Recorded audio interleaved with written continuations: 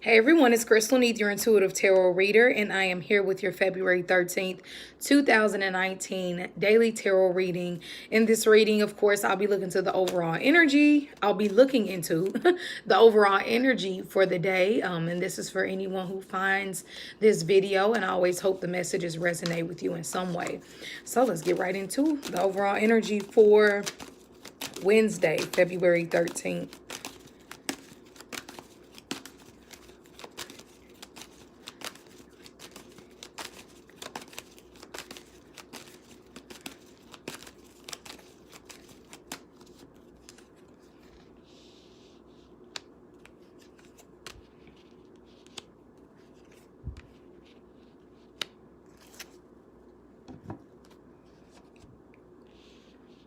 All right, so today we have the Death card. We have the Moon in reverse. We have the Ace of Cups. And we have the Wheel of Fortune. All right, so first card out, the Death, is all about, a lot of people get scared when they see this card because they're like, oh no. It's actually not a negative thing. It's about transformations, transitions, good day for a detox, because the Death card is about letting go of old things to embrace the new things. It's also about looking at yourself in the mirror.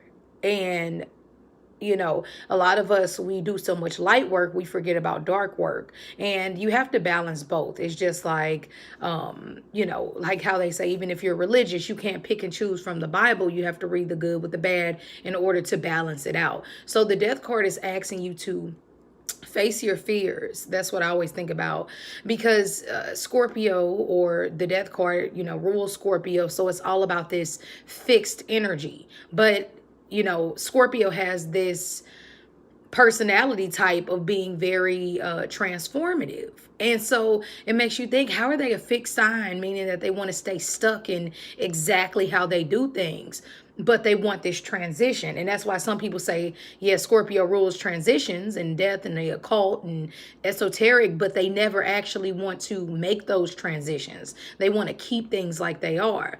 So I think we're going to be feeling that energy of, if you want a transition, or if you want to, for one, this is a great day to make a transition. If you've been wanting to end anything, start a new diet, this is a great energy to do it. But it also asks you to, get real with yourself. Like, so many times we ask for changes, but we don't want to do the things that are necessary to bring the changes in. You can't do the same thing and expect a different outcome. That's not how life works. And of course, it can be scary. Just like with the Death card, some people see this and they get so fearful. But it's really not to do that. It's about facing your fears, so that even things as scary as death are not fear-based, and you don't walk around. Of course, we all know it's life and death, but we don't walk around, oh, I'm so scared. It's like almost not being afraid to die, because it's when you really learn about the spiritual realm, and when you expand the way that you think about it, you know that energy never dies. It's always transmuted. Okay.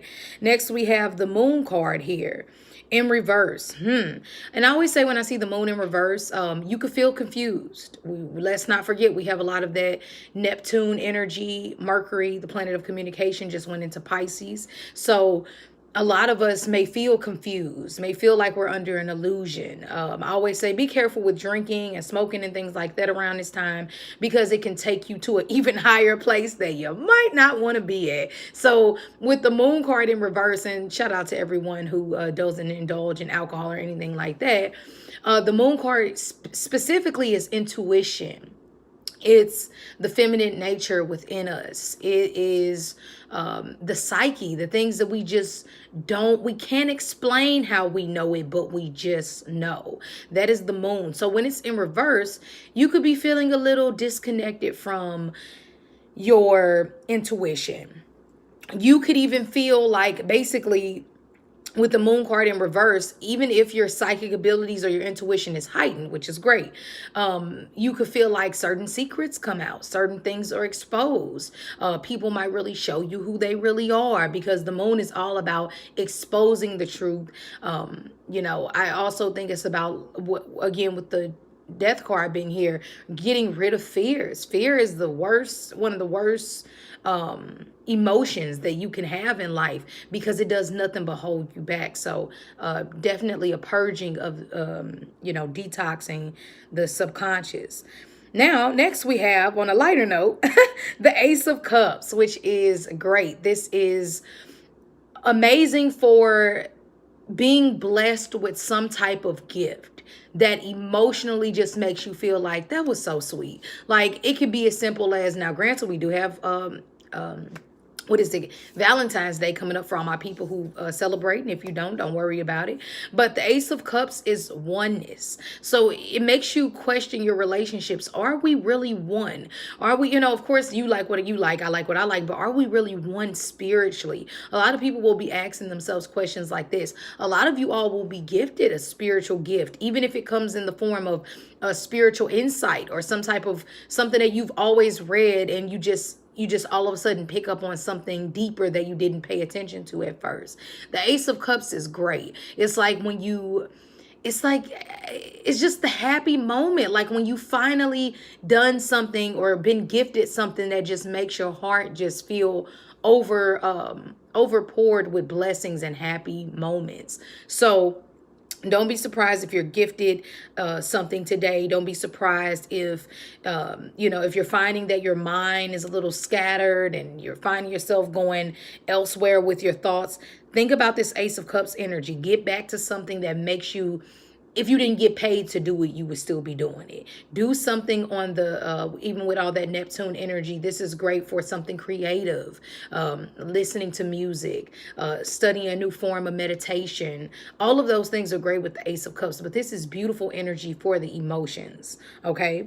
And of course, last card, but most definitely not least, we have the Wheel of Fortune. Wow. Talk about lucky, talk about gifted, talk about, luck being on your side today. We all know life is about polarity. It's about either being positive or being negative. If you pull up on the lower octave, you can get into a place of extreme confusion, not being able to make a decision, feeling bad about yourself. Yes, like I said, some secrets being exposed to you and not being able to just dead the feelings that you don't agree with them. Like if a big secret comes out and you just, it makes no sense to, why did this happen and why me? It makes better sense to just dead it and move on, at least for today. Because if you do so, you'll be gifted.